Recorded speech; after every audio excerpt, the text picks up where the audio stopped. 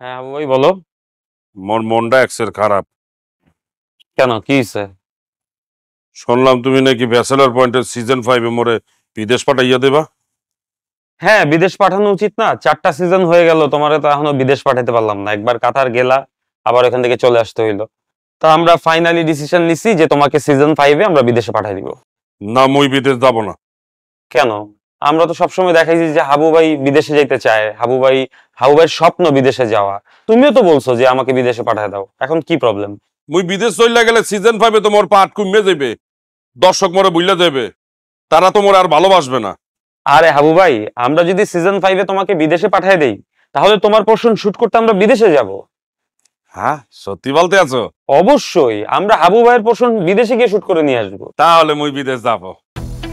আর শোনো, আমার মনে হয় কি সিজন 5 যে শুরু করবা, প্রথম পার্টগুলাই বিদেশে করা উচিত।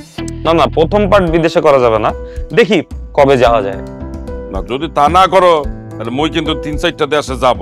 মোর খুব ইচ্ছা মালয়েশিয়া, কাতার, দুবাই আর আমেরিকা যাব। তুমি একটু আগে বললা বিদেশে যাবা না। এখন মুই বিদেশ যাব।